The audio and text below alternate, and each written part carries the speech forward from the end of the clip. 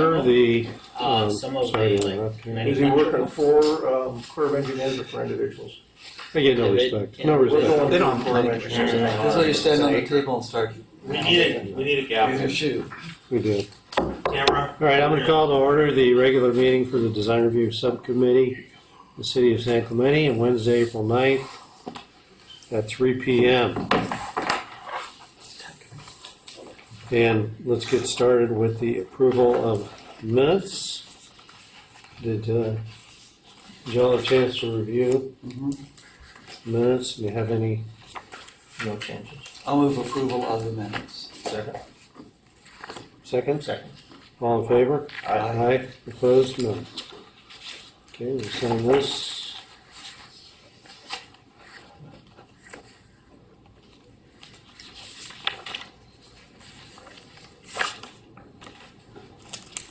I'll give this to you.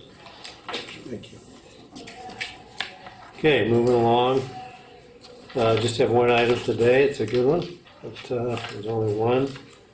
It's the architectural review of the master project 22-324, the Hanson Hotel on 1801 North El Camino Real. And John Chiampa, you're going to be giving us a Yes, sir. rundown. And can you definitely focus on what's changed? Yeah. Since our previous review? Yeah, That'd be absolutely. great. Okay. So as said, this project has previously been before the Design Review Subcommittee. There's been various renditions of it over the last several years, but most recently it was brought to the Design Review Subcommittee in 2022, which that report was hyperlinked to the project in the staff report. Just to give you a quick rundown of the property, and I'll touch on some of the changes that have occurred since this last viewing. This is an undeveloped parcel at the corner of Avenida Pico and North El Camino Real. It is located within our mixed-use 1 zoning designation. It is located within the architectural overlay as well as the central business district and coastal zone or coastal overlay.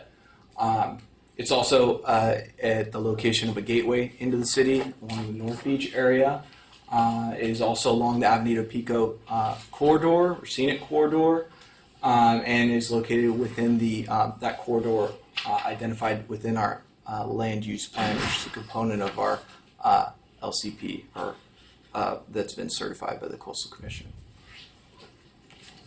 So just to give you a little background, we have some comparisons of the different designs of what's being currently proposed, as well as the previous design.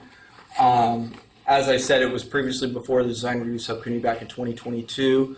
At that point in time, the project was only proposing 49 units.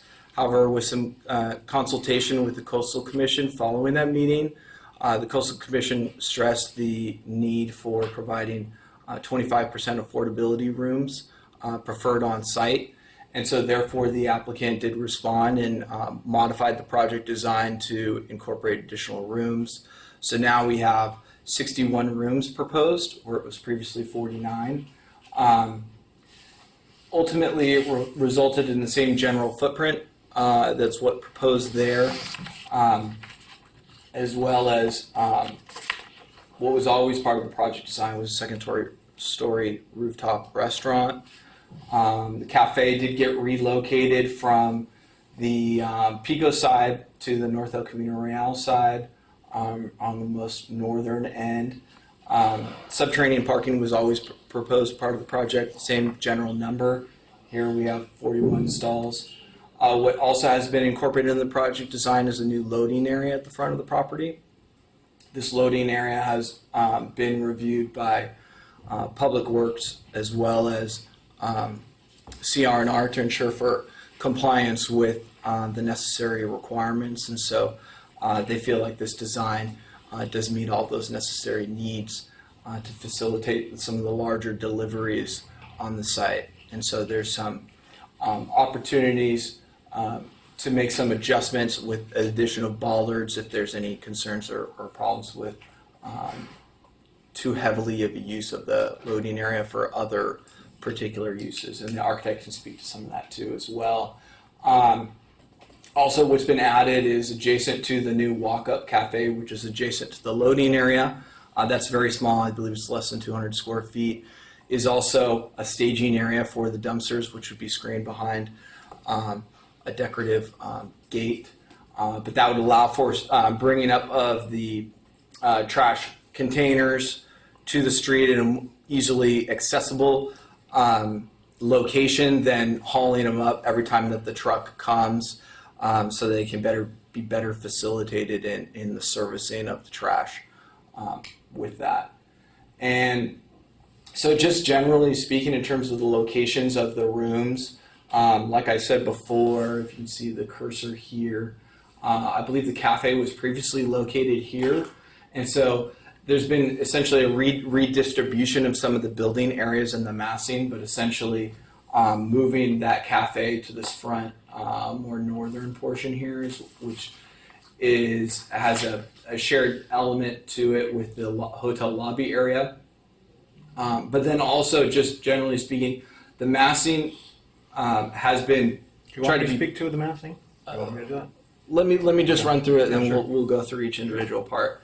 But the massing is stepped back from Avenida Pico, so we have some additional view simulations to assist on the assessment of that. But just to touch on all the key components at a high level, as well as just some refinement to the architecture, as well as the landscaping that's being proposed here. There's a more intensification of landscaping and public usability along the street frontage and the corner here along Avenida Pico and North El Camino. But just go on here. Here's the loading area. That's the concept that's been incorporated in. So again, this has been evaluated by Public Works as well as CR&R, and they're in support. Believe that this concept does work. Basically, the sidewalk would come around the corner radius here and then traverse along here following this line. There's opportunities for tree placement here at the back too, just to provide some additional screening. And then here are those potential bollard locations that could be incorporated into the loading area to ensure that it's being utilized for limited purposes and only for the larger vehicles, like for trash service. So in result of just to summarize the design review subcommittee feedback from the previous meeting, some of these items that were touched on previous were traffic analysis. The applicant has produced a traffic report that was reviewed by engineering and determined to be adequate in this review, not requiring a U-turn at the intersection just to the north of the site, but the assessment of the overall traffic impacts has been seen as adequate, and there are no negative impacts associated with that for CEQA purposes. For visual impacts, as you saw in the plans, there's several view analyses that have been incorporated into the project, looking down Pico as well as along North El Camino Real to better assess that, and a lot of that was driven by the design review subcommittee's feedback as well as the Coastal Commission's feedback in the project.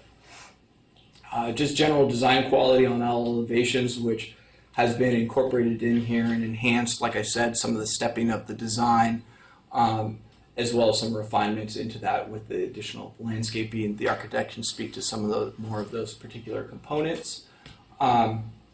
And touching on just that is also touching on the detailed architectural drawings along the Avenida Pico corridor, and then the visual buffer from El Camino Real with the rooms, as we said, is was stepping back there, and the pool has been elevated up, which was expressed by the design review subcommittee to be elevated above the street level, which has been incorporated into this design. So here we have the view corridor topic here, and so essentially, as stated in the city's general plan as well as the land use plan, identifying along Avenida Pico is a view corridor. So this was scrutinized as part of this review by staff as well as the Coastal Commission and design review subcommittee. And so with the updated view assessments, we feel like that there's been adequate modifications to address those in the view corridor. It looks to minimize impacts, but does not explicitly say that there shall be no impacts, and there's language that's incorporated into those particular policies to provide a level of flexibility. So based on this particular design and the stepping of the design, it is improved from the previous design, but also staff believes that it does meet the is in compliance with the policies established in the LUP. So here I'm just going to do a quick run through of some of these images. So this is an image which is reflective of the dot there, which is just as you progress beyond the Marblehead coastal properties there and transition into the park area. You can see here, so very limited portions of the building are intersecting with the blue water ocean views. And as I previously stated, the policies reflected in the LUP do state, flexibility that is built into that. And so there's several assessments that have been incorporated into here to evaluate that. And there's some open elements that have been incorporated in here. As you can see, the elevated pergola is open, not walled off. And the one-story elements along Avenida Pico as well. And then here's a view assessment from the park, which is just located elevated above. And so one important thing to mention here is that in between the subject property and the park is a vacant lot that is zoned for visitor serving commercial uses. So there's potential that there could be a future structure that's constructed there up, I forget the exact height, but it allows for 2 stories. I want to say 28 feet in height. So to review this in full context of what the potentials are for the context of the neighborhood was important for us to evaluate or be considerate of that potential component as well. So we also relayed that to the Coastal Commission in their evaluation of the project. So here, this is the evaluation of the assessment of it from the trails above the park there. Also seeing that most of the blue water ocean views are preserved with the exception of the most northern portion there. And it's also important to note that this is as I previously stated, this is a gateway property. This is a gateway into the community. So there's an understanding and an existing built environment here where we have urbanized areas, we have existing buildings, we have trees, heavily mounted trees here. So as well as the uniqueness of the site where we've got a downward sloping curved street that's coming down. So at any point in time, there's going to be some level of view obstruction just due to the nature of the topography and the curvature of the street, as well as, if you're in a vehicle and you see a 1-story building, there's going to be view blockage there. So staff really tried to take that full context of the site into consideration when evaluating these view assessments. And then here we have a southern view of the property. So here we have this portion of the building is located in close proximity to the property line. We'll speak to that at a later point, as well as some of the gateway opportunities there. But all view assessments were considered. So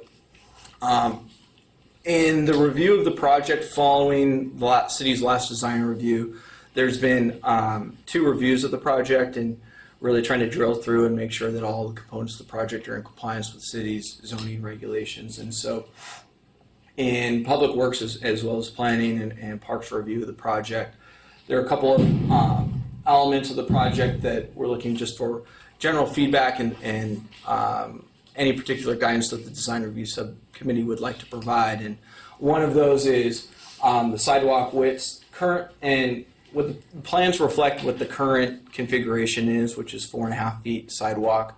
Public Works is in the review of the bike and pedestrian master plan, as well as some of the other cities' governing documents, stresses for minimum 6 to up to 10 feet in width in these particular areas, especially in high pedestrian areas. And so staff has discussed that with the applicant, and the applicant's willing to incorporate wider sidewalks through there at a minimum of 6 feet, and maybe relocating some street trees out of the sidewalk area to provide a larger width for pedestrian use and place those on private property, but still providing the tree frontages there. So staff believes that the applicant is in alignment and supportive of this proposal.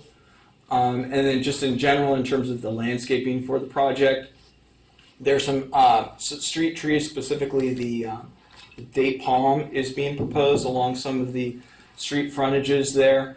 And the Mexican fan palm is what's identified in the city's master scenic landscape corridor. However, there's been a history of some flexibility in the city's landscape selection in the view corridors, and so this particular replacement tree was evaluated by Parks as well as Public Works, and they were supportive of that as proposed. And the landscape architect can kind of speak to this a little bit as well as the architect Jordan. But this particular tree would allow for, my understanding is much more slender design, as well as in a confined area.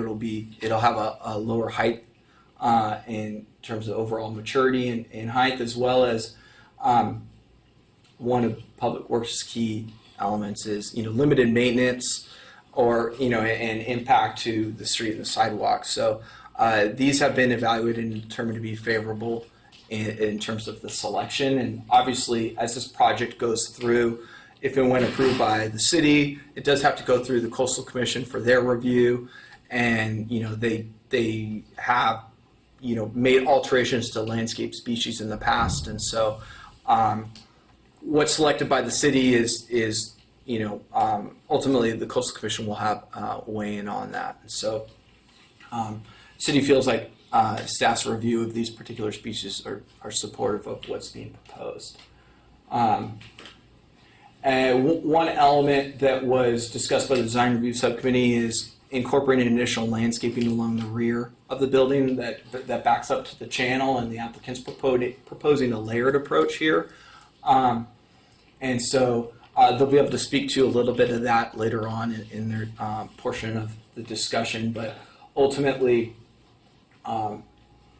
that's something that we're looking to have incorporated into this overall project design.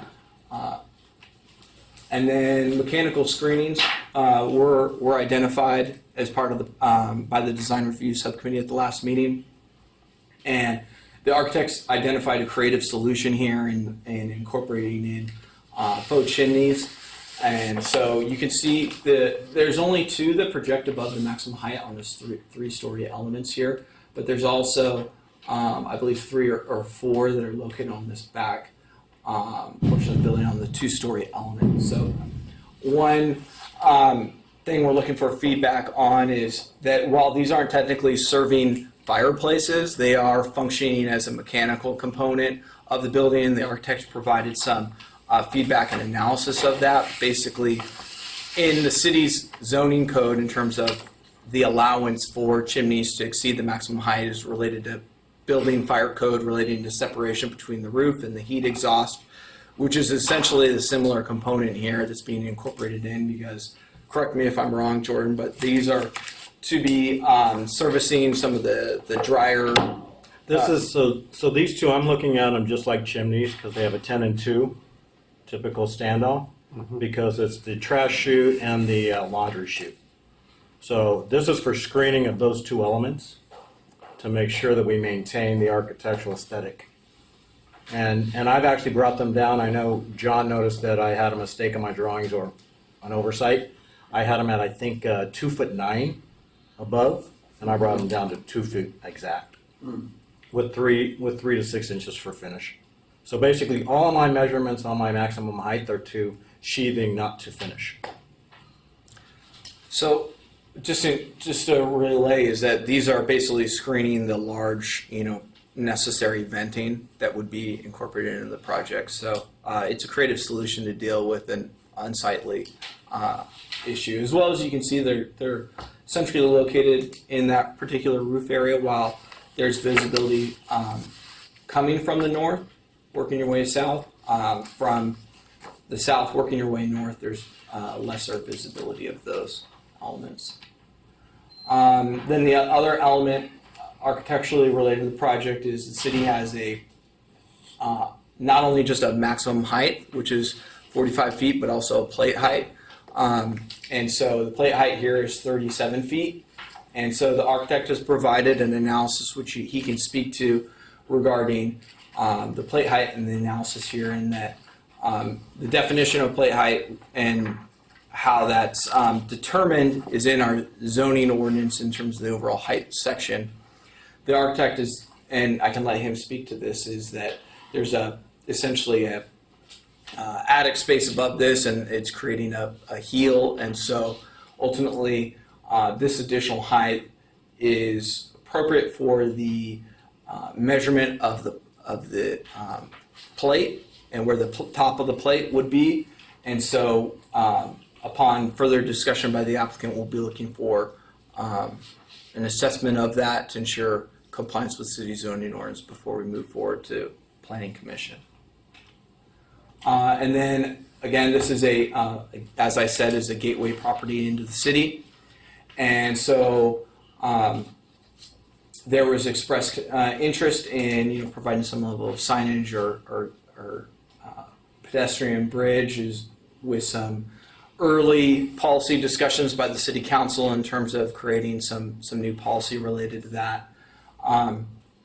And while that has not yet been adopted, the building does offer opportunity along that north-facing wall to have some level of mural or signage that could be placed on, potentially with some kind of a lease agreement with the applicant or a condition of approval, that at a later time through the Arts and Culture Commission, they could develop a concept for a design there to be incorporated in at a later date. But we want to express that there appears to be opportunities on the building and the site to implement that. And then lastly, just as part of the discretionary review, it is conceptual. We really do try to flush out a lot of the potential building code related issues on the project. And so one element that the applicant can speak to is that building and fire were observing the project and the potential openings adjacent to the property lines. And so building and fire just want to express that at this particular time, understanding it's conceptual, we can't say for certainty that it is in total compliance. And so ultimately there will be some code compliance issues that will need to get worked through during the building permit phase, but we want to just make that part of the record. The applicant is also prepared to address and respond to those particular comments as well. And last is staff's just looking forward to just feedback from the design review subcommittee related to just the overall architectural revisions that have been incorporated into the project's compliance with the view corridor policies, the adequacy of the modifications incorporated in related to the sidewalk, the alternative tree species, as well as looking for design review feedback on the chimneys as well as the plate height, and just general acknowledgement of the building code compliance. So with that, Jordan, I don't know if you want to kind of just speak to I can do some quick, and then we'll some open of up those. this conversation, because I'm sure a lot of the stuff you brought up will just come up in natural conversation. So do you mind going back to the comparison slide? Sure. The first one with the for the view old and the new. simulations. So I'll explain to you guys what's changed on it. So John's talked to it a lot, but for the most part, we have the cafe here for public space, and then basically after meeting with Coastal, the client said go ahead and just do it. We first went down the road of trying to figure out do we have to do it or not, because it's an environmental justice policy, not an adopted ordinance. But the client just went ahead and did it. So basically we have 61 rooms, one less than what's allowed per zoning code. And the client knew that we had that leeway, so she asked us to go ahead and design more rooms and relocate the cafe to the lobby. So this was originally a cafe with an outdoor seating area. It became what is now designed as the original manor. And what is intended to be like, this is the original historical manor with 8-foot plates. And this is how we get into the plate heights as well. So we'll transition into the history of the story of the project, as well as the history of construction and architecture in Ole Hansen and the community. So we're really looking at this as the original manor. I'm calling this the stables. So basically these little rooms here, these little 1-story, 8-foot plates are the stables. And then as we come around the front, that was like really where they would come up to the original hotel, right? And then as it succeeded, it grew from there. And if you actually look at the floor plan right here underneath this element here, there's a little, that's the poolside bar. That's like the old surf taco shop. And it actually has a full kitchen in it with venting up and screening of that venting. So we have a 1-hour hood at the poolside deck area, which was basically originally the surf cafe. Because we all know that's basically where we found our surf spots, was with the taco shop and the beers. And then from there, as it succeeded, they built the rest of the hotel with 9-foot plates. So basically, I'm looking at a 9-foot plate for the balance of the hotel. From a coastal standpoint, we looked at eliminating a level, we've looked at moving the pool to the roof deck, and we've looked at articulating things a little bit more. And I think it was Mr. Crandall in the last meeting where he said these elements look a little bit too hard or too heavy. And it was this element here and this element here. So if you notice what we did on those two elements, can you go to the next slide, John? Yeah.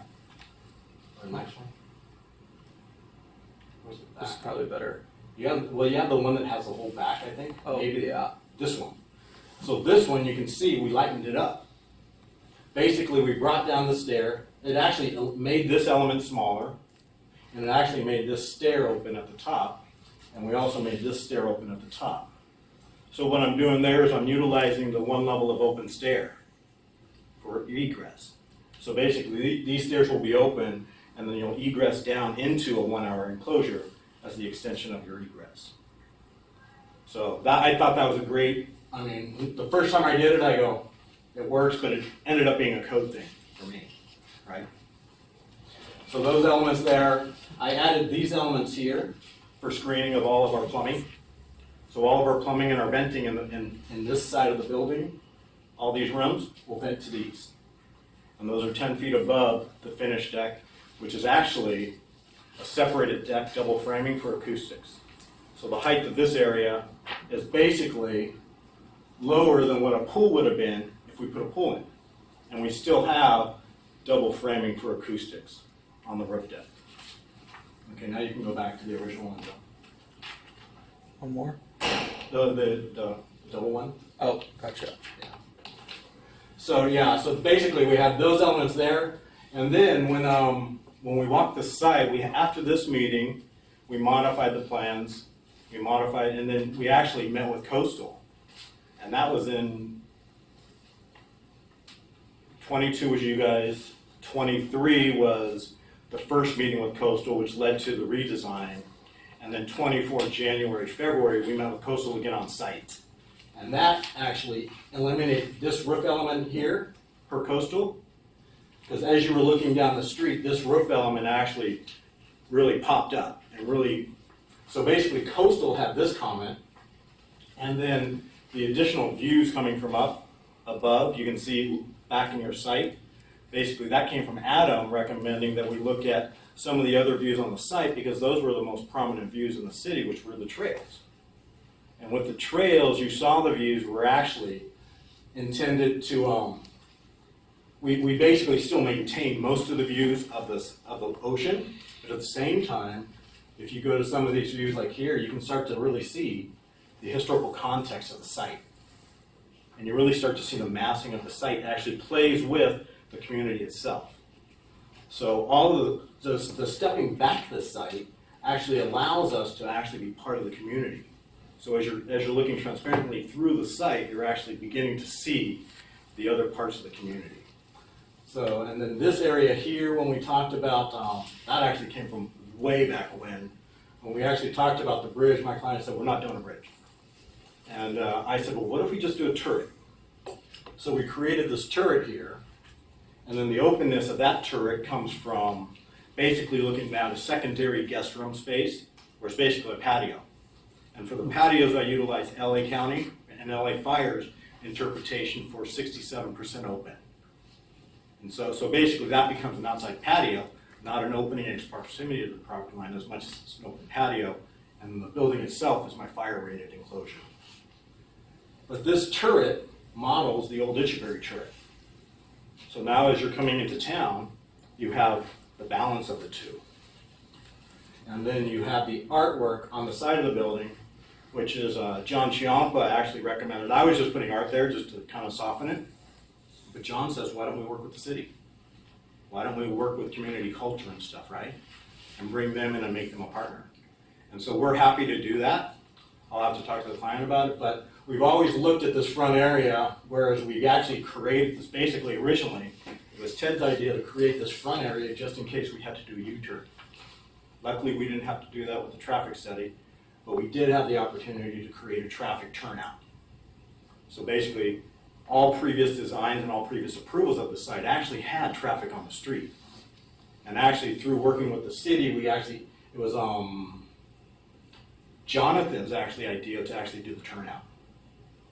And with that turnout, Zach said, well, what if we're doing this or this, like meaning like too many cars, and that's where like the removable bollards came in, right?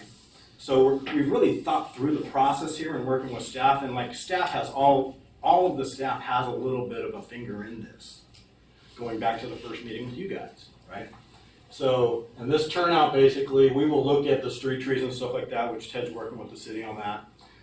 John was correct, we do have a small area up there where we can stage the trash cans because we're worried about the chase truck and the trash truck not being in alignment. So basically, the chase truck can stage the cans here if they need to, or we can actually use an AGV, like a little robot, to bring the cans up and stage them on trash day.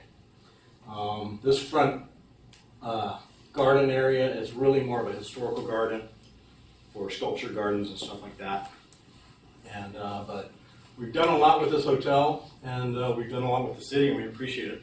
We worked a lot, and we thank you guys. Jordan, while you're up Yeah, there, yeah.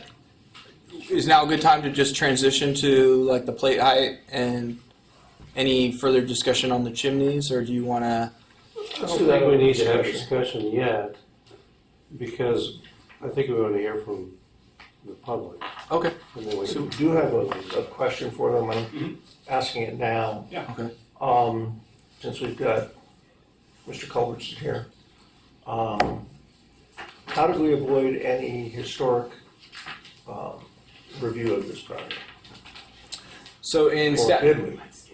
yeah. So in staff's I want him to be able to respond to whatever is said here. Sure. So in staff's review of the project with the modifications that have been incorporated in, we've essentially got one-story elements along the street frontage along Avenida Pico. And then there's, as you see here, there's a transition then to, 2 and then 3 stories here. So in staff's evaluation of the project, following the design review subcommittee meeting, staff felt like these proposed modifications fell in alignment with what the city was looking for in terms of limiting any potential visual impacts to the project site, and did not dictate that there should be a historic impact analysis of the adjacent historic It's property. adjacent to a historic district, doesn't matter. That was staff's determination at that time. So if the design review subcommittee is looking to provide or request that evaluation, then staff's supportive of that. Okay. Are there any images, historic images, that are available to Within our look set. at this point? Within our set. In terms of in what context? In its original historic, I mean, you're alluding to elements like, the surf. No, so these are basically ideas and stories that the hotel is designed around. If you look through our package. There's no past improvements on the Yeah. site. Yeah. It's- Yeah, so which we're should have looking. an impact on. But just the adjacency, I mean, we look at houses that are 300 feet from Yeah. historic, and we get all detailed about it, and this is probably that distance from the historic district. So within our package, we have our actually historical adjacencies looking at the site context itself, this is a typical historical context site plan for the city. And then we also provided these additional documents that actually look at how we are looking at the site. We're looking at it from a community cultural history of the surf culture, as well as the Ole Hansa Spanish colonials side of it. Which sheet are you on? You're in the back? No, I'm on 801E. And then I also have this key map right here that identifies all the historical projects in this area. Okay.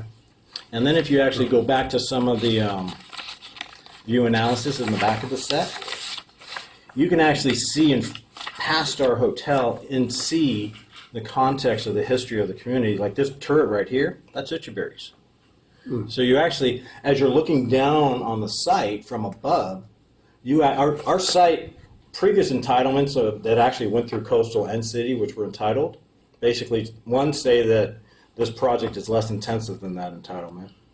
Two, they also say that they also have a much more intensive impact on the community, and they covered much more of the site. This proposal actually touched all of the development back in the back corner of the site, at the highest point of the site, and actually it steps up. And the architectural summary actually talks to a lot of the elements that we've actually incorporated into it that are actually historical architectural elements that are actually in the enlarged elevations and sections. Okay. So these elements here, if you go through this document here and you go through these, it'll actually talk to a lot of the historical features that we're incorporating into it, like a stepped back third level, wood paneling at the third level, deepened facades, and then extended eaves. Okay. But so we've definitely thought through it, and sorry if I made it sound like this is an existing hotel. It's intended to be felt like it was part of the original master plan of this area of the community. Okay. Yeah. One of these guidelines say they're supposed to tell a story. He told a story. Yeah. It's like the Pretty good. guidelines. It's a pretty good Yeah. story. Yeah, and then I think a great thing that John came up with when we were going through the process with Coastal is that the site above us does actually have the ability to go, how many stories there? Two. And this is a one-story structure. If I'm standing up there, I will never see past my hotel. Okay. Yeah. All right. So you guys are all aware, we're not an approval. Oh, I know. Here. We're here to provide Insight. input and help you through this process. Yep. And all three of us are on the planning commission. Oh, good. And so we will present our findings and our recommendations and whatnot to the rest of the group. Yeah. So the idea being, when you actually get to the planning commission, that'll be a lot smoother. That's the We'll hope. have- Yeah. Always. That's the hope. It seems to work that way. Yeah. So it's not a guarantee, obviously, that you're going to Yeah. get approved at that one, but at least having gone through this process, I think we end up with the best possible project. Yeah. So I think we'd like to get, do you guys have any other questions about this presentation before we allow the public No, I'm good. to speak? And we have cards. We don't usually get cards, but looks like formal. we have- Larry filled out his card already, so Okay, then I'll Wayne. just pass this around for anybody else who'd like to speak. No? Okay, so we have Larry and Wayne's already. Okay, we're Yeah, set. Wayne's already given us a We've card. got everybody. So Larry, why don't we start with you? Larry Culbertson, representing the Historical Society, and our major concern is the effect that this building will have on the historic resources. I'll start out by saying that I'm a big supporter of the idea of having a hotel in the area. It'll do wonders for the historic district. I like the design I've seen. I think it complies with all the architectural standards for Spanish colonial revival. The view corridor, I realize we're going to lose a little bit of the view corridor, but I think we can live with that. Overall, I'm supportive of the project, but I'm stunned that we don't have the review by staff, unless it was in a previous report, for compliance with the Secretary of Interior standards. I've sat through scores of meetings here where you painstakingly make sure that it's in compliance with Standard 9, where the massing does not outmass the historic buildings. And as I say, unless this was in a previous meeting, I haven't heard this addressed at all. I mean, you've got the Aquarium Cafe across the street, which is a dinky little one-story building, and you got this 3, 4-story monstrosity across the street. I'm not saying I'm not against it, but it's my understanding it's your job to analyze that. And so I want to see that done. So it's a contextual analysis that's lacking, is what you're. Just like you've done for hundreds of other projects.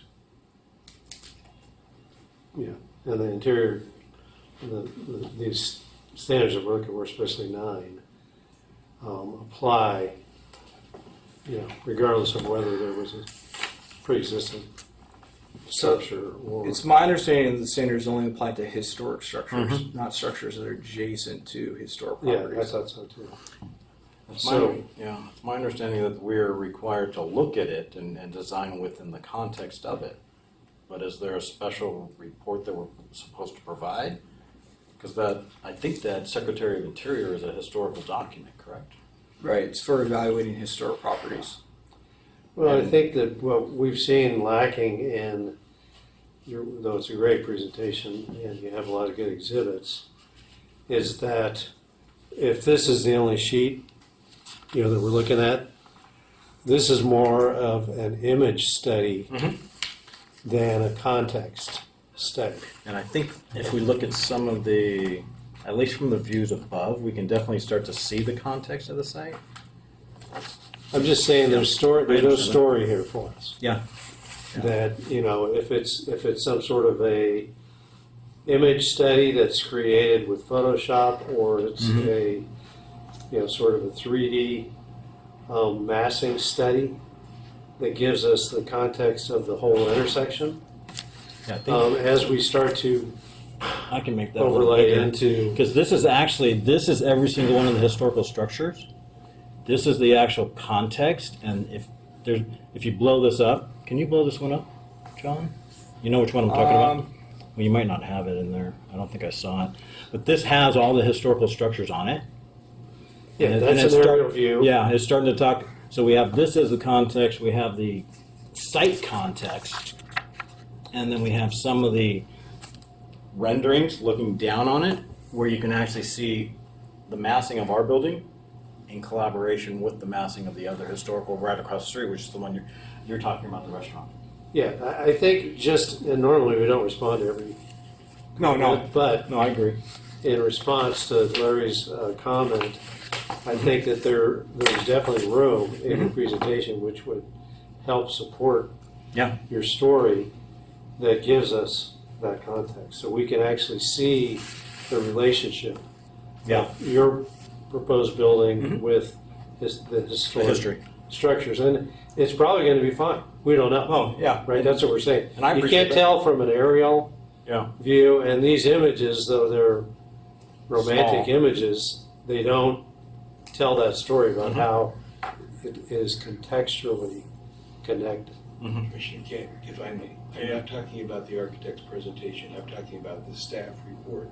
You've read scores and scores of them where there's a whole section on compliance with Secretary of Interior standards. They put together charts on how it's compliant with each of the standards.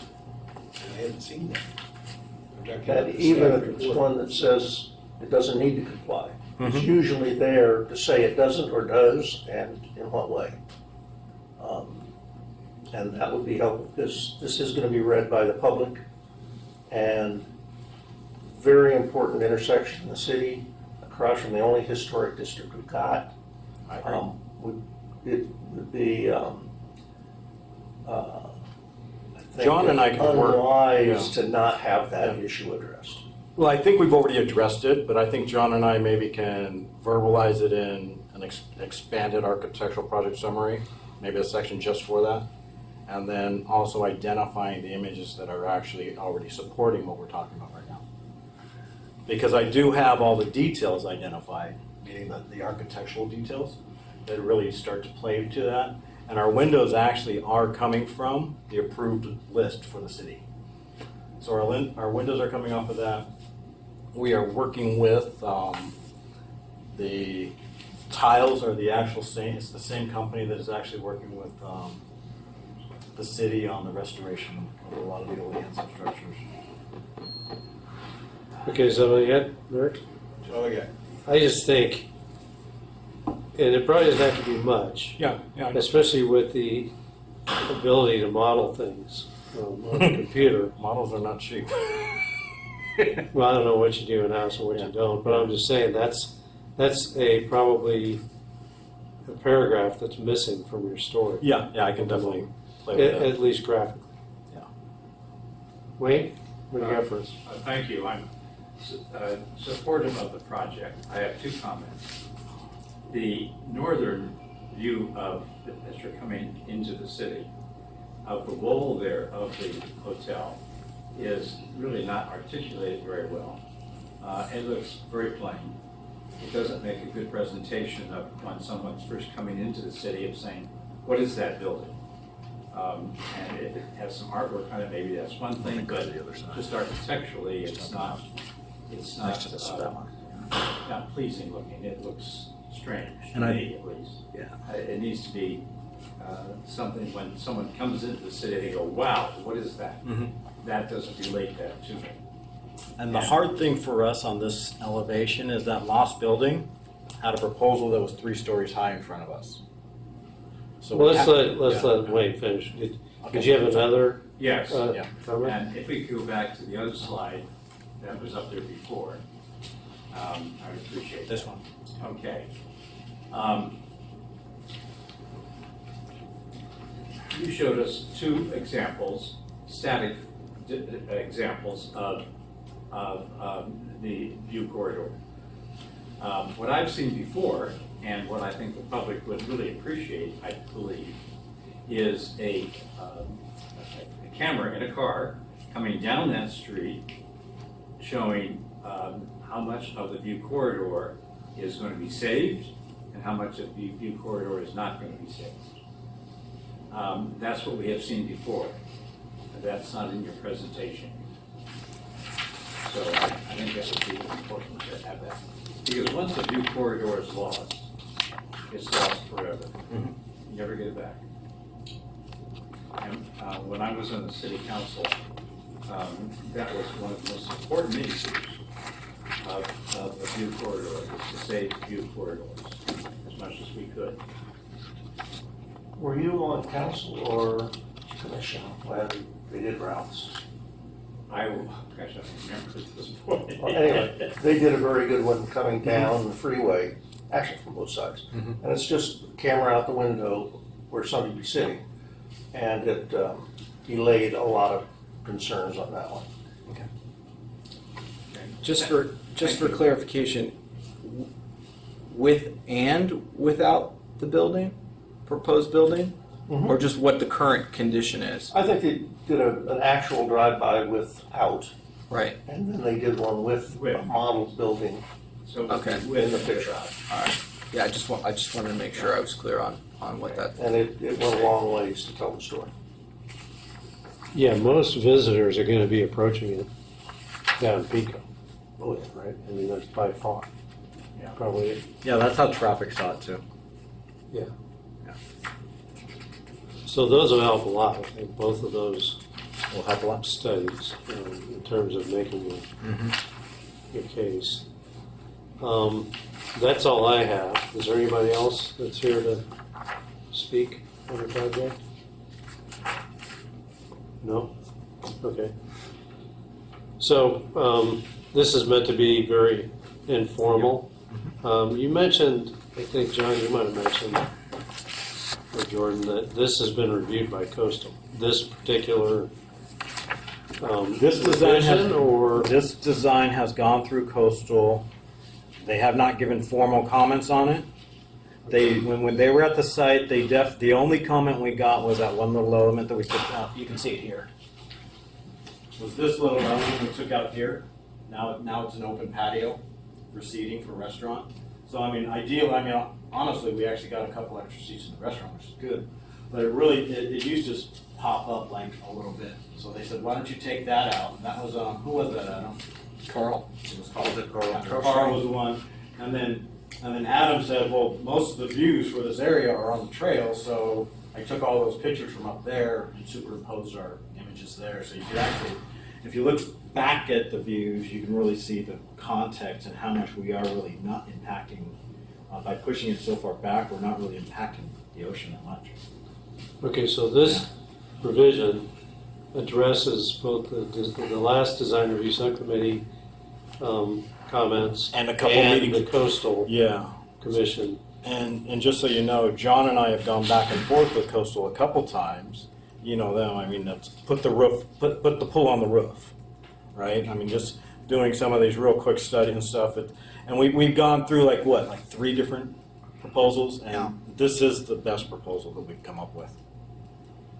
Okay, but nobody there's specifically agreed to that. Well, it hasn't been a formal. It's Everything's been To informed. clarified, Everything's it's all communications yes, with coastal yes. staff. But it's all documented. It's So definitely they not- know. They know that they've approved our proposed location of guest rooms for affordability and stuff like that. So we actually have formal emails on that. So Okay. yeah. So they definitely And they had the input of the affordable. they have the Units. input of the affordable. Yeah, definitely. So you've increased, I guess, the density of units pretty significantly from 40, was it 42? 49. 49 to up 61. And Okay. with 25% being affordable, we're still one underneath the maximum allowable rooms per zoning code. Okay. Yeah. Uh-huh. So, to me, we'll all have input, I'm sure, but it does appear to be less dense, in terms of the perception, the massing, Mhm. both from Pico as well as from the intersection. Yeah. I'm just curious how you accomplish that while adding 12 Density. units, 12 rooms. Are they smaller rooms? I mean, you took some out of the cafe. Your place, yeah, uses. Well, they're definitely small rooms, but they're also, I mean, like I said, that's where the concept of, what if there was an original little hotel that was more of a surf hotel with 8-foot plates? Because we all know that in 1920s, our conventional lumber was 8 feet. So what if this was really built before everything else? I said, well, it needs to be 8 foot. Not only did that work with the story, but it also worked as you're coming down Pico, right? Because now I have an 8-foot plate there, whereas I had for the restaurant I had to have 12-foot plates, right? Because for the restaurant, not only do I have to have retail, but now I have to run my ducts and stuff. So architecturally, we have different concepts that we need to deal with, whether it's retail or residential hospitality, right? So it really started to help us. And so basically, this is an 8-foot plate, and it actually also gave me the opportunity, because now it's no longer public, now I want it to be private. So I pushed that down to the same height as the rest of the hotel. So basically, this is at the height of the hotel, so now it's sunken down so it's more private. Because retail, restaurant, I want that street level, right? I want to engage the street. I want people to know where they are, right? So basically it was pushed up, and by making it residential, pushing it down, creating a nice little public-private quaint courtyard. So basically the street is not at eye level, or it's below you. And then this element here being 2 stories at 8-foot plates, it's a 2-story element, but it doesn't feel like a 2-story element as you're walking down the street. And then creating the bay window to actually allow the building to feel like it's coming back off the sidewalk as opposed to protruding out into. So I mean, modifying the program actually gave us the opportunity to play with some of these architectural stories to actually really give us that feel. Okay. So, as this area improves, Mhm. this North Yeah. Beach area, the idea is that it's more pedestrian friendly. We've talked about that. Yeah, 110%. And so I think, it would be helpful that if, and you've already started this, but Mhm. if your story includes that vision, for an active pedestrian zone. And to me, the building is really nice, or the campus. Want to go to call the it. street It level? opens up nicely at the intersection. But if there's people walking, let's say for instance, because we talked about that sidewalk on Pico. If people are actually walking down, Yeah, so as you're coming down Pico, you have this opening that Ted created here that takes you into this garden. Oh, So okay. you can come off of this. So basically, this is an open garden, and actually, as you're coming down Pico, you can actually see through into this little courtyard that goes through. You have these two buildings here, but then you have this building here and then a little surf shack taco shop that's really for the hotel guests. But you see that looking down here, and as you come around the corner, then you have the staircase that goes into our garden. And really, how this is designed is, if you look at the sunset, basically the sunset is right here. And like so basically the sunset, if I'm sitting on this bench right here, I can look down because this is the high part of the site. I can look down across there, sitting on this bench, and I anticipate that you'll be able to see the sunset most of the year. So this front garden here is really intended to activate the street. And then as the street becomes more activated, the client has an opportunity to create a cafe here. Okay. Yeah. And that property next door, where that catalyst, I guess, is there? Yep. Is there a vacant?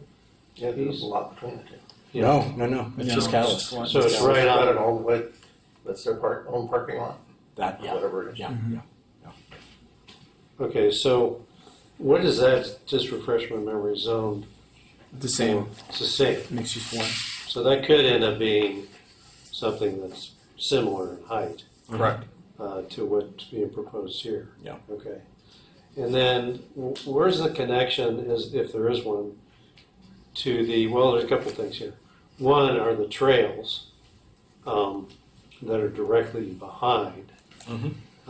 Is there any sort of a, visual connection to the trails, or is it just?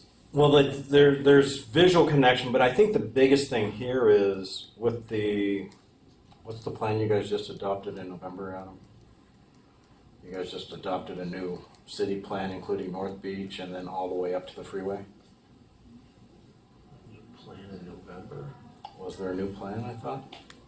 But that one had bike trails and pedestrian trails coming up the channel. Well, there's been one envisioned for years.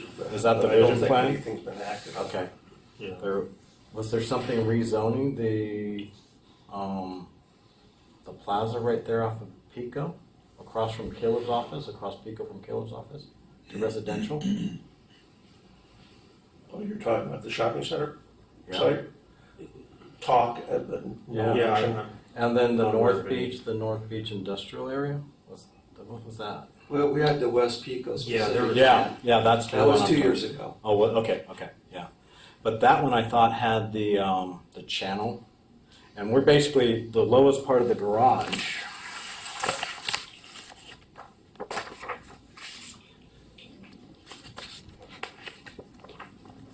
The lowest part of the garage has a little area there where we daylight to the channel area. And at one point, we actually looked at utilizing that part right here, utilizing that part of the site if we were going to use that as parking. So theoretically, if that did become pedestrian, that connects our building to that site. And that actually, and that back side of the building actually has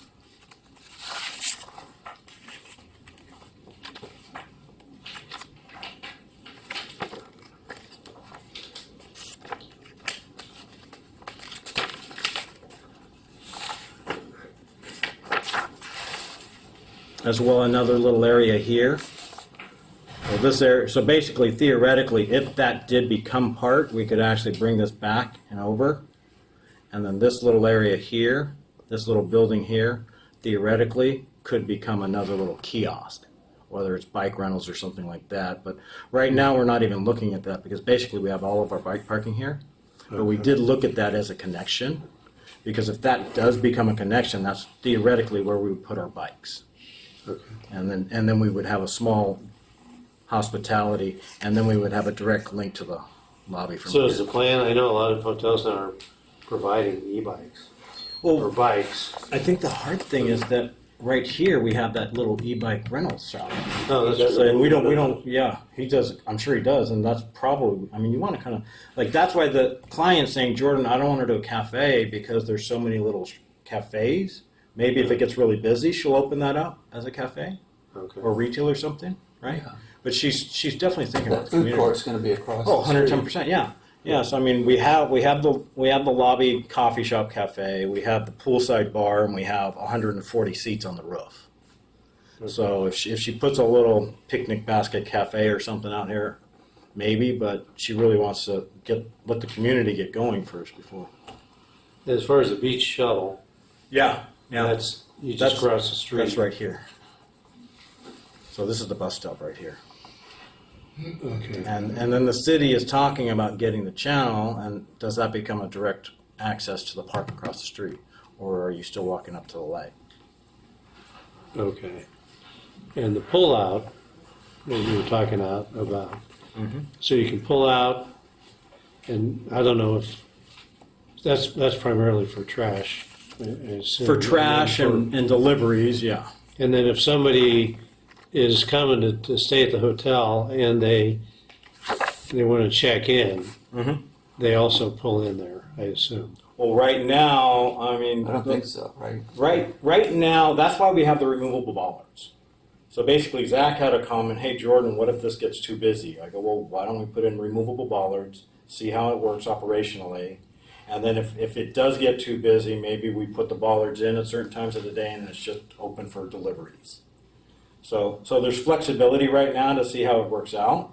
So you're leaving the option open as that's a potential check-in? Yeah, but right now what we're saying is that's the code compliant loading zone. Okay. And yeah, So if you're coming to visit, then you just go right down exactly into right the down parking there. structure. Yeah. And Okay. that's how you have access to the lobby through there, right? There's no direct access to the lobby from the From polo. the street. From the there is. street. From the street there is. You have direct access But off that's the over street. here. Yep, exactly. Yeah. So Exactly. they have to walk Yeah, so they walk across. They have to cross the drive aisle. Yep. Yeah. I think the intent is Or you checking go- your parking. Or you go In up the these parking. stairs because the check-in really is upstairs. The lobby has, it goes down a half a level on a lift and then a one-level elevator up. So basically, if you look at the garage, you have your concierge drop off here. That's A3. So basically, you have your luggage drop off here. You're in the parking garage right Yep, now, right? Yeah. Yeah, so you walk into the lobby, you walk up the steps to street level, or you take the elevator one level up to the check-in. Operationally, you're gonna direct people to the structure. Yeah, oh yeah. Yeah. This is really meant for This is meant for deliveries and deliveries. trash. Exactly, Yeah. exactly. And that's why we have the bollards. Yeah. Because I could see people maybe being confused, and I could see potentially ride share Right. using that. But just because of that, we actually have a turnaround stall here in the garage for rideshare. Okay. Yeah, thinking of that, yeah. So the parking is for, well, it's not for the affordable. The affordable units, you don't. Well, we're providing one per unit. I mean, so now we're overparked by another 16. Well, and the restaurant. Yeah, we have parking for the, 100 we seats have, upstairs. But that's, yeah, I mean, do we want to talk about that or not? we have the parking for the restaurant, we have the parking for one per each room, we have employee parking, which is not required under the parking code, and then we have parking for the lobby cafe. So we're overparked by, I think, Handful yeah. of spaces. Yeah, so, and we're still overparked. So we're including restaurant and all the and restaurant, lodging. lobby cafe, one per room, one per 61, and then 7 employees Oh, and you include 7 employees Yeah. in that parking. in that parking requirements. Yes, and the employees is not required in the parking analysis. Yeah, and we're still overparked. Okay. By a lot or by? 2, he said. Handful, He said a 2. few. I think we got down to. My eyes are getting tired. Because it's, We're actually down to 1 overparked. Oh, 1. Yeah. I didn't see anything about parking analysis in this because I think primarily we're here for design and parking is planning commission, right? Is that right, John? Right. Okay, so I didn't really plan on talking about parking, but Okay. if you are underparked, that will impact your design. We're So not underparked. That's good to just establish that. Yeah. Yeah, We're definitely Okay. overparked. okay. now as far as the landscape, I understand, who's the landscape architect here? Hello. Oh, yeah, how you Taylor doing? Hannigan. Thanks for coming. Jordan, you talked a little bit about it, but it sounds like what drove your revisions on the landscape were the view corridor, and also this connection to the pedestrian connection to that intersection and to the historic district. Precisely. Can you talk a little bit more about that? Because you have the, looks like a Washingtonian robusta there that's gets pretty massive, and then, but it's, that image doesn't really show us that much. I don't know if you want to talk about how you addressed it both on the front there where a lot of landscape occurs, but also on the back. That's Where we got actually the elevated. a Phoenix dactylifera, which is more of a date palm that Okay. stays a lot shorter than the designated street tree. Think- 40 feet think- short or think- something like that, right? That's correct. So Yeah. for maintenance purposes too, the fan palm does go screaming high. And I think less view obstruction as well. That's correct, Yeah. because they're going higher, and as the slope goes up, the people who are beyond this property are going to see big palm fronds right in the middle of their Yeah, I view. thought it was a good substitution. So we wanted to keep it lower and, again, more stately looking. The palm fronds tend to go up, and when they come down, they just fall, and you just snap them off. And you can also treat the trees so that they're not producing any dates. So that was addressing your question on that vertical accept tree. Okay, what are the other trees that we're looking at there? Along Pico, Yeah. we're going to have the New Zealand Christmas tree, as opposed to what was proposed by the community of Pico, which was the California sycamore, which are not street trees. Those are characteristic to spreading out, and so what you get when they're trying to prune them to make a street tree, a lot of maintenance, and those leaves are the size of 2 hands, and when they blow into the street, it's hazardous for 2-wheeled vehicles, bicycles, motorcycles. If you get hit the wrong combination of leaves, wheels slide out, and you're going downhill. So it's not the best street tree for that corridor right there. So we're proposing the New Zealand Christmas tree for it. Low maintenance, evergreen, and stoic architectural look, pruned to a canopy and keeping the canopy from going too far over Pico Boulevard. Okay. And then as far as this sort of layer that you have on the corner and how that transitions into this, sort of middle, the middle of the site. Yeah, both, not as much there, although that's important because there's that setback. Well, in the back, but also in the front there, like where you're. Corner? Yeah, where you're sort of transitioning, back into the, even though this is secure, I assume it's a wall or whatever. In terms of the way that you're drawing people into the center, is that something that you consider? And if so, can you talk about that? Yeah, like Jordan pointed out, we provided this access here off of Pico. So coming down, residents coming down the street, they're seeing the views, and this is that corridor he was talking about, this Peekaboo corridor that you can see all inside here, which is really going to be enchanting, like an old town Spanish colonial village with the textures. And then over here, sticking to what this whole terrain was at one time, farmland and citrus trees. One Cotton's owned the property prior to Ole Hansen purchasing it in 2024. Okay, so are these low walls or what's going on? No, this is just a sail with a DG pathway that comes through and meanders with benches sitting underneath. These benches are going to be underneath the canopy of trees for views, shade. And also what's happening here are the view corridors of the seating areas looking out at the sea, because it's slightly going upwards. You have a screening of plant materials to this casitas over here. This is the casitas courtyard. slightly better than the other ones, because of the advantageous views looking out over through here, the cafe. So there, yes, there is a wall here, but we are coming through to the cafe walk-up. Okay, so that's all open to the public, Oh, it is. all the way Yeah. through here. All the way through, all the way through this way. Instead of coming down through Pico busy intersection, we have this access here, we have the access here, and over here. So this is the security gate here to get in the hotel. Okay.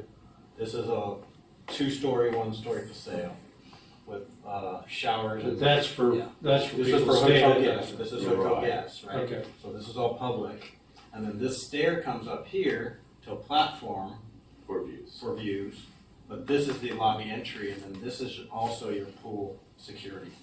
Okay, Yeah. so people that Yes. will be prevented from going against Yes. that. And They this, can come up they here. can come up here. Now, it's up to the operations whether they want this open during the day so that you can walk through here, get to the lobby, and go to the restaurant. Right? So people can circulate pretty much, it looks like, Absolutely. Through this, here? Yeah. Steps here. Yeah.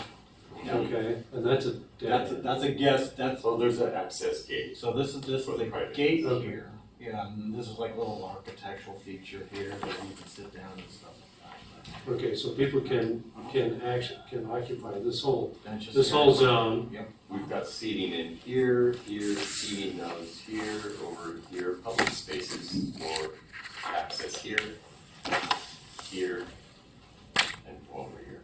Okay, and then you can also Go on go through. up the stair Mhm. and people can sit here Correct. and look out. At the ocean, yeah. And then this is also a This is public. street side, street side cafe, because that's right where the restaurant is. Okay, So visually, the whole relief and pedestrian visual and access is all, architecture's cool with that. As far as the massing, it really opens up the whole intersection into a Spanish colonial revival. yeah, I think it looks great. That wasn't open like that before. I don't remember. You know, the whole scale of Spanish colonial revival is pedestrian scale. Right. And the rooms traditionally were small. And because when people are on vacation, they don't want to stay in the room, they want to get out and enjoy the environment. And then you've added some landscape in the back there to soften that. To So soften this is all the yeah. softening. We addressed that in the report that I sent over to Mr. Chiang. Okay, because on that one image, it still looks pretty blank on that wall. I don't know if that. What do you have that you're planting back there? On the north facing walls that Yeah. you're asking about?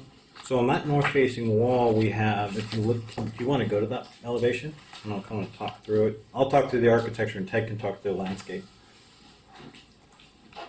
So basically you have the garage wall that right here. You can kind of see the three courses of barrel tile, full boost right there that creates a step back of the building. So that's covered Yeah, with that illustration, you can't see. correct. But if you look Are at you gonna do Should have any a cross-section. landscape screening of that? Oh, yeah, Ted That can talk to the landscape, but, so basically that garage has an open garage with the barrel vault window, so I can get some air circulation in there, so I don't have a lot of mechanical. Trying to minimize my garage mechanical as much as possible. Sure. And then we have a stucco plant shelf here, and then we have a Juliet balcony, and then you can see the articulated roof line above that will have corals on it. Okay, just a little Yeah. bit, shorten that wall height a little bit. Yeah. I just pulled up the Okay, good. section through that. Yeah. Where you've got the little Uh-huh. cover. Yeah, so we tried to create an articulated language as we step up the building there. A15 has the rear elevation as well. And then you also have this element here, where this is actually the bathroom for the restaurant. Oh, yeah. So that's why I paneled it. And then below that, you have open balconies. And Okay. those open balconies are creating some. Yeah, I mean, it's a big improvement, I think, on that. No, I north really side. appreciate the comments we got at the last design review subcommittee. So can we address the north facing wall then? Well, let's Or you actually, want- so what is that landscape back there? I mean, is that, It's going to be several palm trees. Now, with this image here, we're showing, we need to show the architecture. What is happening there as opposed to screening it up the way it will be softened. But we will have palm trees as you're looking at the plan. If we can go back to the Yeah. landscape plan. You'll see there are opportunities of putting palm trees where there are room for the palm fronds to spread here, here, here. So periodic, like it's a bit narrow here, we don't want to do that. But we can go with taller vertical trees that are used in Spanish colonial revival, like some of the Italian cypress in this area to soften those blank walls, periodically creating an interesting pattern. But the plant material back here is also going to really incorporate plant materials that are on the adjacent slope, on the other side of the channel. We want to create a transition between man-made and natural. You can have a clever way of transitioning being over here, where it's just going to blend in with the vertical accent trees. That will soften that wall. yeah, though it's important to see the architecture back there. I think it's also important as part of your story to show the softening of that. Yeah, and especially with the landscape. channel, with the opportunities for the channel to become more than what it is today. Yeah, because it looks like you've added some depth there. Oh, definitely, to the landscape. yeah. So you might as well show it. What we typically do, we can do that. We wanted to really show the architecture and the importance of what is happening with it without screening it all out. But yes, absolutely. You go with a hierarchy, taller in the back, softening the architecture, then stage it down to large, smaller flowers, transitioning to that natural space. And that was the only area we could actually do that as. So do you have some big flax or something that's gonna fill that void kind of between the palm fronds and the, Take what? as far as the landscape, do you have something that kind of Articulated fills that height. central Yeah. gap there? Yeah, I would like to incorporate some bougainvillea vines too, trained up wrought iron affixed, not the wrought iron affixed to the architecture, but off the architecture where the vine can actually grow to give it some pop. It is the north side though, and bougainvillea struggle. Yeah. If they don't get a lot of sun. So, but yeah, I think the vines is a good idea, Mm-hmm. on that side. Whether it's a trumpet, something that's more even, a ficus of some sort, stuff that'll grow on that north face, because with that vertical wall there, Yeah. it's gonna, Oh yeah, we plan on doing a lot of softening there with the hierarchy of plant material. yeah, I would make that part of your story. Yeah. So that, with the planning commission, because that is such a critical We view did- corridor, and I think that the story should be that you're actually enhancing that view with this project. Definitely. Yeah. Because I think it does, to a large degree. I mean, Yeah. even though right now there's nothing there, Mm-hmm. and you get to see the ocean, that's great. John, that was addressed in the letter that I wrote you. It's been distributed. Okay, great. Yeah, that. If you'd like to touch on any of those items, but You're working on that space.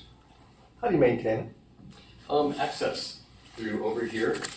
But right at that point, I see that it's about a foot But and we a half. also have, Bart, we have that access from the garage. Remember that daylight gate I showed you? So you can walk straight out of the garage from there too. Okay, because on each end, if they were bringing equipment in, it's a 1.5 and a 1.5 or something like that on each end. Yeah, I know. It's like you have this gate right here, direct access, and I have this little shed out back, which is just storage right now. So it's like more. It could theoretically be a gardening shed, but basically this gate goes straight out to that area. Okay, that's the only. The daylights. Yeah. Okay, so over here, though, you have to go on the Yeah. neighbor's Yeah. property Yeah. Yeah, so you can't to count get on from the that. street. Yeah, but we have this right here. Okay, Yeah. I think that's enough. Yeah, it should be. Yeah, as long as I can get back with their.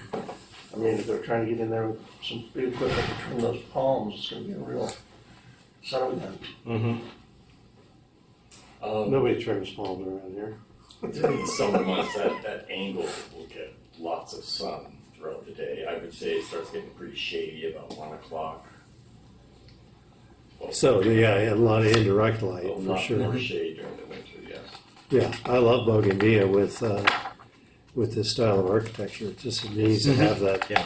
It's a California thing. Yeah. It really is. I don't mean to like dominate this thing. No, Like it's some just- other. Well, I know John wanted to get into the roof heights and all and get an answer for himself. And Well, I think we should talk about the chimneys. You know, Yeah, I so- think especially as you look at it Mhm. from this view, there's a lot of play with the massing. I think there's a lot of shadow, but to me it really wants some sort of a tower, right and those are it's a couple chimneys. Even if one of them was more pronounced, so you didn't have just two chimneys that we were the don't have same. the height to do it is probably the issue. Correct, we don't have the height to do it, and some of the architectural elements, like, this definitely acted like it before, right? Because this was like a prominent element, and then you have this prominent element here. So this element here went away for the view coming down. So yeah, we have this element here, and then, yeah, those two. The stair in making it smaller kind of took away the opportunity for it to be that. Yeah, I mean, even Yeah. it's a piece of architecture, right? The Yeah. chimney, Yeah. and even if maybe the one closer to the middle Uh-huh. was a little beefier, A little bit bigger. a little bit taller, Uh-huh. and then the other one was kind of secondary. Okay. I think it would strengthen the sort of composition, the overall Mhm. composition. Just a suggestion there. Yeah. Because I do like the idea of using that as a functional feature as Yeah. well as Yeah. suggestion there. Yeah. Because I do like the idea of using that as a functional feature as Yeah. well as, Yeah. Architectural. part of the hierarchy, Yeah. the architecture. So John, which particular wall are you worried about for height? For the plate height, And I'll tell you how I feel it. I don't care how the thing's framed. It's what the end result is. Having a heeled truss or having you can frame it all sorts of different ways. So as far as how it's framed, it's really the end result where that roof plane is and that the ridge isn't too high. Let me read the definition in Oh, your I know, zoning it's a code. terribly written section. It is, but for some reason you guys changed it in 1996, or was it, or 16? None of us were around then. Yeah. I think it must have been John. No, it was written in 96 and modified in 2016, but it exempts. Features excluded from measurement under this definition shall include gable ends, sloping roofs, parapets, other vertical extensions, which are normally controlled by limits of the roof height. So theoretically, I'm assuming that all my articulation above the plate line is roof height. Yeah, I guess my point was, I don't like you making a judgment, we don't do it here, that a raised heel on a truss, I don't even think we should address. We should just see how it's framed and where your plate is where your plate is. Yeah, We're because trying to it's more say about a the heeled finish. truss is one of the solutions. I don't even want to go there. Well, I don't That's think it not a needs to be- planning Yeah. or aesthetic issue. And this is the wall Yeah. we're talking about here? Yeah. That could have been a balloon frame wall, and yes, the plate would have been higher than what you're supposed to have. Correct. And you're okay with that? I'm okay with that as long as that ridge Yeah. is And that, below the height. and that's my interpretation of what you're trying to. because we've got two competing things. We've got plate height, roof ridge height. Yep. So ridge height is in compliance. The plate height is where we are. And that's why I say the solution is if he's just coming down, if this were halfway up a roof, you wouldn't even raise the question. If it wasn't over a wall. Yeah. So as far as I'm concerned, it complies, because it pitched from the height of the roof and came down, and, The element And the itself storage. is underneath yeah, all the storage. maximum height. Yeah, what about, shadow on that north?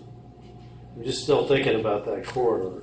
Yeah, that's, And yeah, the- the north wall is definitely, Well, it appears to be a little bit two-dimensional, that you do have a couple of different elements, but where the wall is vertical, it reads as like punched openings that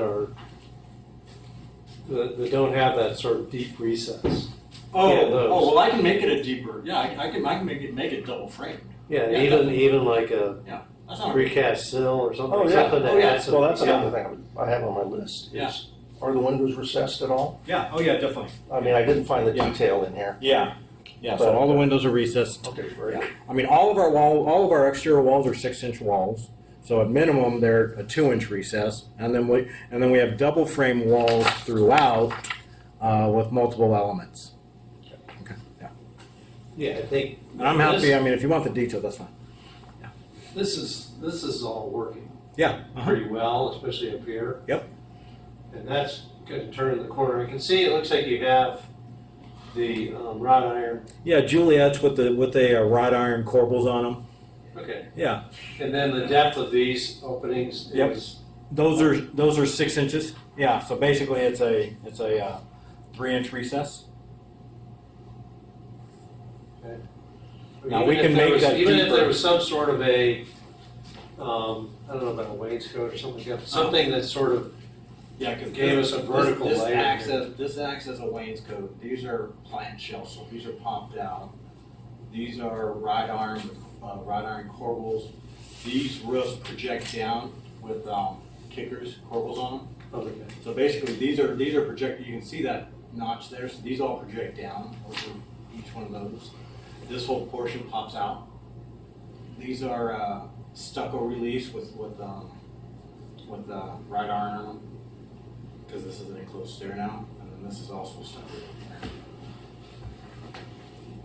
Yeah, the only thing I could maybe suggest, so we talked about the landscape, but Yeah. also, sort of a stepped, maybe one more step, just so that it doesn't appear to be quite so vertical. Yeah, And I didn't over design it, I know. but I get that's such an important view of the project, I think.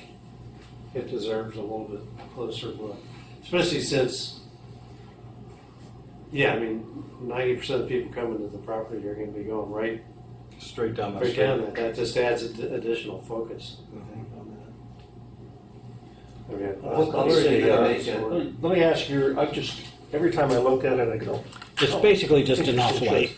is the wood siding on Luster. the turret? and Not there's one piece? bright white, No. subtle. They just, So- I think it's kinda fine jump- because it's I think it's kind recessed. Because I of fun, think but it's blending also in, kind I of, know. then rather than, certainly it's drawing my which attention. is the only issue I have with the New Zealand trees. I think They're gonna even if it bloom, wasn't aren't they? like that, Big because red. usually that overhang it would be a heavy shadow. During Yeah. December, anyway.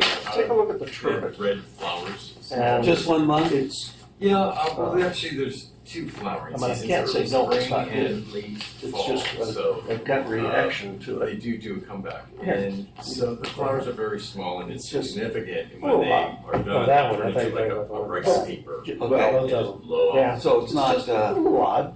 going to be distracting to people driving I don't know if down. it needs to be a Oh, band I or can something. imagine. It's the It's not Yeah, no, it's not a it's- deal breaker, I mean. sycamore that's going to be throwing leaves. It is a little Yeah, yeah, bit yeah. more All though. over the when place. it I was is, thinking uh, olive tree would front. be another option. But Olive tree it's also would be wonderful. pretty high up in the air. Another wonderful It is, alternative. it's two-story. Absolutely. to that I'd one. almost Another rather see it as olive a, trees just are very open to slightly, that. slightly darker. That's just my only thought on that. Okay. Of the plastic. Oh, the whole thing? Well, no, this was slightly darker tone. Yeah. Sorry, they're redesigning your project over here. That's what I'm listening. I feel like I'm back in college. Rather than the wood. They're going to get their red pencil out. Let's see if it They're gonna break my model pretty soon. Yes. What is the material on the top of the, So basically, on this here, on the top of there, the turret? yeah, on here, and on the back of the building, that's wood paneling, painted wood paneling. Under that under that. Yeah. So basically, if you look at, The one that shows it probably best is, I may be thinking more for the owner that, just a different colored stucco for those rather than trying to maintain wood. Because wood suffers down there. I like the wood only because you don't see it a lot, and it's such a unique feature. You go to Santa Barbara on some of the old Well, that's homes, what and I'm it's talking. beautiful. I Yeah. keep looking at this, and the first thing I notice is the Yeah, Jordan, aren't you using Ipe wood or Brazilian hardwood? that would probably, if it's painted, maybe not. See, here's that one. This one here. It's not a deal breaker. Yeah. It's just that. Yeah. So like that's here, what my you eyes see go like. on every time. So this is a pool deck looking at the other side of, so basically you come up 2 stories and then you step back, you have these pilasters with the recessed OG at the bottom, but then the wood is on the recessed portion of it and then you got the corbel. Yeah. And then we did the same thing, you can see it There's on, one around on the back side. yeah, you can here. also see it on this little bay window. We Now did the that same. feels Yeah. normal. Yeah. We did Yeah, it. but It's you your never fault. see all 3 of them at once, though, or even 2 of them at once. So it's hard to make that connection. Yeah, it gets a little busy, like, yeah, but. But I guess as you experience the whole property, the whole building, You start to see these little elements as you're walking around, and Which, I can see. I call them intimate moments. it's an accent. Yeah. I think you've done a great job. I mean, Thank it's come a long way. Yeah, it has. I appreciate it. And that little turret on the corner, for the most part, if you look at that guest room, it's basically just all outdoor patio. So the idea is that this is some sort of a feature that creates that gateway feel as you come in, but it's Yeah. only on one side because there's no bridge. How does It's that all- connect? So does that make a connection with the bike? No, it makes a connection with the Itchaberries. I call it Itchaberries. The Itchaberries building has a tower. The image here, I think, provides probably the best view. Where the land is. Pedestrian related. Yeah. Yeah, that came up in our, one of the last deep design review subcommittee before this one, Yeah. before the last one we had, where they talked about the bridge and they said, well, maybe at least try and play off of that massing. Okay. Now, see if you can add wood to his building. Well, let's see if we can renovate that one. Now, you chose to, on the other turret we've got on the site, it's a different kind. Over here on the end. Yes, that's. And when I was taking a look at this corner, I just, Notice that balance, yeah. that, Well, yeah, scale-wise, I guess that's about the same height. They're both about Base of this thing. One has 9-foot plates, the other one has 8-foot plates. So they're basically the same height, it's just different architecture. just comments, but not concerns. And I've always looked at Ole Hansen and Spanish Colonial for the most part as a bunch of little elements put together. Yeah, well, Yeah. it's tough when you get this massive because there's a lot of elements. I know. And not normally on his little projects. A lot of details involved with that. What about just that plane of the wall there where you have those 3, I don't know, mock drawings? Is that on one plane? No. So basically what you'll see if you look at the floor plan, you have, Is that a pop out or? these are popped out. So basically these are popped out and these are the recessed so you can have the opening. So this one's recessed at 3'3" with the planter box at the top, 3'3" planter box, and this is almost 4 feet with the wrought iron rail. Because that's the standard. Do you envision using that wall for signage? This wall here, I always envisioned for artwork, and then John had a great idea of working with the community on that. Like some kind of tile mosaic? Yeah. I mean, we have to look at how much we're spending on it, only because, but if we partner with the city, then tile mosaics are fine, and if you guys pay for it. Well, that's what partnership means? Yeah. Got it. And then these things here, if you We'll look have at the data floor for it, plans, pay these for are it. like, this is like our trash chute, this is our laundry chute, trash chute, and then housekeeping. So each one of these vertical elements has components on each level for the services of the building. This is actually, it's not an open corridor, but it is a breezeway at the 3rd level. But at the levels below, it's just your hallway for the guest rooms. And they Single can look, get single totally blocked if somebody develops. Oh yeah, definitely. That's where you won't even see. Mm-hmm. So it's almost like if you're gonna do something like that, Let's see. which is a good idea, it needs to be visible up towards the front. Oh, yeah, definitely. Is there room for landscaping that, That side of the building Is it does all not right have at a the- lot of room. are you right at the lot line? Yeah, because that's where I have room to push back. I mean, right now I can push back my garage. And I did that because I'm not sure how much I need for shoring. I mean, I know pretty much structural, but shoring, I'm not sure how much I need. There's just no softening, it's very hard, just like, boom, there's a Yeah. big wall. Yeah. So, And that's not welcoming, like if we We have a planter box here and here, so we can hang hang plants there, right? And then maybe Ted. a palm tree or two towards the front, or no? Yeah, no, that's That would good. have to be right here. Yeah, that would have to be- Yeah, just, Yeah, this is working. Yeah, yeah. But this only needs to recede Yeah. versus. You what's want going this to on go here. away, focus on Yeah. this, because. Yeah. If you had a couple Yeah. palms like right Yeah. here. that's exactly what I was thinking, yeah. I don't know if you have room for that. And then the hanging, If we Hang- work this with bougainvillea this hang. piece here with Sure. palm trees Hanging up here, this here, Yeah. here, This deck here. maybe. that's why I said this gonna use for signage, because if you're not, Looking at your roof If you look at plan, the landscape plan, you're showing we these can put a towers palm tree in between each one of these. Mind leading to you, the outside of the later roof. this is Yeah. going Am I to be reading that upgraded there's to something that storage goes structures, storage across that factor, tower? No, but That we can fascia put doesn't palm go trees continuous. or Italian that cypress. fascia, no, that in this fascia probably area. needs to come out. Yeah. in between So three over leaves. whatever you those, guys Yeah. want, I think just something. at the tower, Yeah. Right.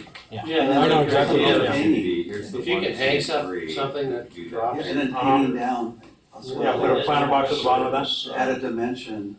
Absolutely. the roof does not go by either of Those are adjacent to the edge. So this fascia is not continuous there, not continuous Oh. there. That'll help a little bit. So that'll add some shadow. That'll I know it's It not shows really that. shown. Oh. But roof plan shows it that chimney Okay, and so this it wall plane terminates. are one and the same. Oh, I see. Huh.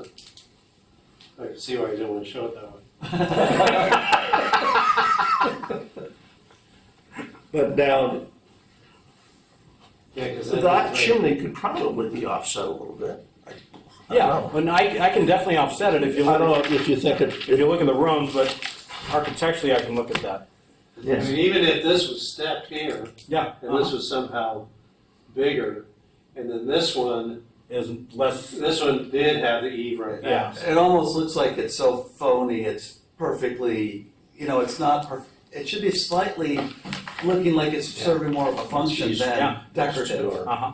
Right on the walls Yeah. and on the corner of the towers, so it doesn't actually return back to it. Yeah, you've even seen those where the chimney cantilevers out a little bit with a little base. With like a So- little OG on it, Yeah, and that creates a shadow line on the face. So I played with the OG in a couple places. But you only Give me a shadow with, all my pilots have shadows. So we're giving you detail. Yeah. Input at this point, which means it's looking pretty good. We've gotten pretty Oh, far. yeah, I'm supportive of the project at this point, but it's just, Yeah, we're just trying to make it Fine-tune. better. And that way we could tell, planning commission if we did something. Good. That does seem like an opportunity for some signage, so you're not thinking about any signage there at all? well, they're limited to this We're square limited to footage of signage. big time. Are you And- thinking monument signage? Is that what you're thinking? No, I'm thinking being a little bit more subtle, kind of like the Parker. You really Have don't you not know. thought ahead to your sign plant Oh program? no, yet? we've already thought. I mean, if you look in here, we actually have A101F. Actually, That's your sign program? it's a schematic. It's A1. 01F. It's in the front. So basically, that's my public art and my signage inspiration towards the front. A1. The front. 01F. A01. 01F is in front. 01. Okay. Oh, okay. So you have the signage inspiration and the public art inspiration. Oh, you're thinking using tile. Yeah. So trying to keep it simple and subtle, more like the Parker Hotel, Mm-hmm. and not so in your face. You also have the option of paint like on the theater. 110%, on the yeah. theater and bowling alley building. Oh, we can paint over If you there and look- point to our hotel. Oh, no, I mean, The bowling out, not Yeah. bowling, the theater had a all hand-painted sign that's actually historic. Yeah. And that Yeah. might even give you a historic feel. That's like where like I'm playing with this, right? Like as you're coming down Pico, putting something like this right on this facade. Yeah. Or like Cameron's saying, maybe that's Yeah, on that side. On that yeah. side. Yeah. But, But also I'm sure trying- John is familiar with our signage program. Yeah. Oh yeah, definitely. But we can get some, if it's four-sided architecture, you've got a lot of street frontage.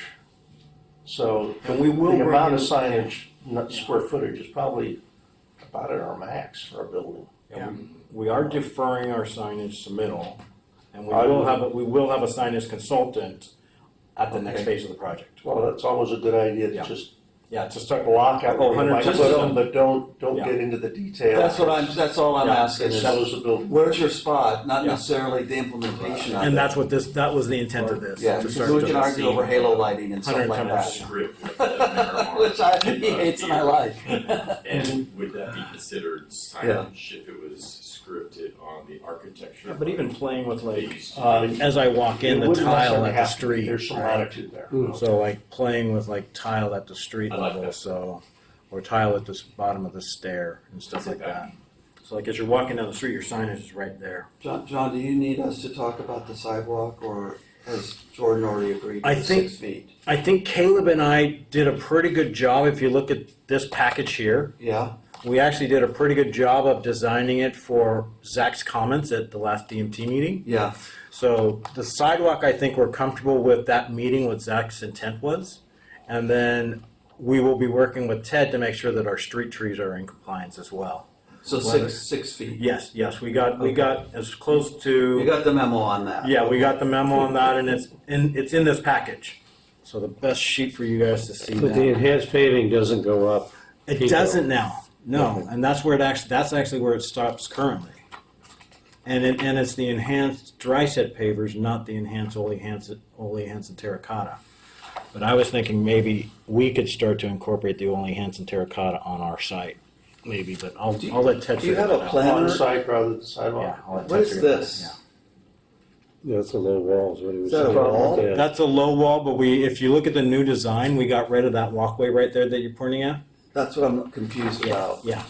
New design. So this is, Well, that's what he was describing, the landscape architect. yeah. That area where the people can kind of filter right back into here. So that's gone. Yeah, so like in the DMT, they talked about all this front area. Yes, I So, was on that call. oh, good. So this went to planner, so we don't have a walkway here, and we just basically come around. Okay, so this low wall's gone. This Yeah, low okay. wall- Yeah, so All right. basically this is all paving now. Perfect, okay. Yeah, And it's all, it's all cleaned up. so that's gonna be 6 feet in here, Yeah, and that's, or close? yeah, exactly. Okay. Yeah. Not 4-6. You need to watch your time. So it's currently existing at 4.6 or less. Yeah, I need to get out here by 5. I think we're getting Yeah. close. I mean, Well, real quick. John, on the surface for the sidewalks, we've had discussions in the last 2 years that, trying to do Ollie Hansen and all in the public right of way A lot of maintenance, can never be repaired properly, yeah. can't be maintained. So I don't think we should hold them to anything like that at this point. Right. Maybe we let it ride, I mean, if come you up wanna with do a a paver, suggestion. a red because- paver, that would be fine. Well, the problem is getting replacements. Well, aren't you guys working with Arta? Yeah, but they got, we've worked with a number of companies. Okay. And But you're talking about the red tile, right? That's, Ollie had any of the pavers, Yeah. even on Del Mar and our historic districts, repairing stuff that is unique is extremely difficult. So I think I was at Arta's office or manufacturing facility, and I think they're working on a 3-color paver system that's concrete, not terracotta for you guys. yeah. Okay, so That would be keep better. that open. Yeah. So we don't want to tear them, That'd be better. hold them down yet. I don't think too immaterial. Yeah, I know Public Works has had multiple discussions about, and they've gone to council multiple times with the sidewalk palette, I guess. For this area, it's those interlocking pavers. That's Yeah. what's all in front of the, Everything. that's Theater and on all this sidewalk that's shown here, in front of the Miramar. That's probably the consistency that staff would recommend Okay. be maintained Well, here. we're looking for consistency for sure. and, Yeah. Is this sheet, this L1.0, is that watercolor? That is, oh, you mean my graphic? Yeah, the site plan. Yes, it's not watercolor, it is add markers. It's a Oh, yeah, yeah. hand. That's Welcome to the that's old like school. old school, man. Well, it's an old school project. We want people to visit this property and really be transported back into 1925. What was it like for Ole Hansen to step onto this land and shovel out $125,000 for all of it? I'm sorry, it was 225. Well, that was a lot of money back then. And how can we really capture at the gateway, the north gateway of the city, the romance, the structure? I kidded with Jordan in the beginning of this project. Let's draw it all by hand and in blueprint form. Remember the old school where it came in blue background and white lines? I remember. Oh, yeah, I do. But all details drawn by hand, all hand lettered. That would be fun, Jordan. It would destroy your fee. Yeah, About, but yeah, so I would enjoy it though. hand It's drawn, meditation. hand drawn, and it was with add markers to capture that. that's a nice, I like this sheet. That's a nice presentation. Thank you. I mean, a lot of these are, but. All right, I mean, I got nothing else. Yeah, I think it's, the next step is to go back to coastal. Is it? I went through this. No, it's, You've already been through coastal. Well, I don't have any approvals yet. They've had communications with coastal staff. We just want to reiterate that the coastal commission will need to formally approve. But it'll go then to commission, planning, Commission. then back to council. coastal, I don't think it goes to Go- the council, It only goes to council if you guys call it up. or the public. the public. We won't. if it gets appealed. I appreciate that. Yeah, Because once it goes through us, it's there. We're good. So, Yeah, I can tell by the turnout here, it's not gonna be appealed.